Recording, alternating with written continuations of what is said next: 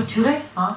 Il y en a quelques-uns. Il y a celui de Chagall, sur lequel effectivement il y a une restructuration à faire, puisque c'est un espace un petit peu vaste et un petit peu un tissu urbain un peu lâche, comme on dit dans notre jargon, entouré par contre d'une ville assez dense. Donc là, il y a effectivement des choses à imaginer, et on travaille, et ça a été dit longuement pendant les campagnes électorales, mais c'est vrai qu'on réfléchit sur ce secteur-là, aussi sur des projets urbains, et dans le cadre aussi bien sûr du PLU qui est en cours.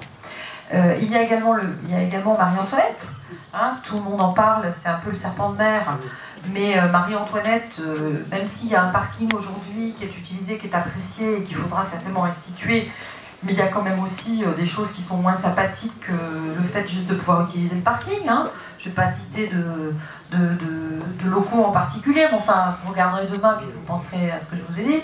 Il y a quand même des endroits où bon, on n'est pas super fiers quand les touristes arrivent et qu'ils se garent sur Marie-Antoinette. On se dit, il y a quand même des endroits où on pourrait faire un effort d'urbanisme. Il y a un vrai enjeu. Voilà.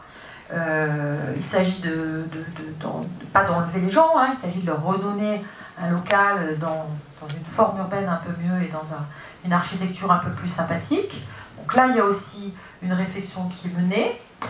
Et puis, voilà, alors, on réfléchit aussi, et là, on voulait faire un concours pour rejoindre ce que disait Henri Tesser, un genre de workshop avec... il y a deux secteurs où ce serait vraiment intéressant, c'est l'entrée de ville côté Toreil, parce que quand même, là aussi, on peut mieux faire hein, pour une ville touristique quand on rentre en ville par Toreil.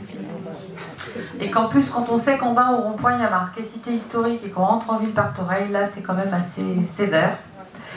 Et puis, alors, il y a cette place du Grand Jardin qu'il faut un petit peu réaménager, rénover, réimaginer, et pour laquelle, je peux vous dire que le maire nous met la pression, là.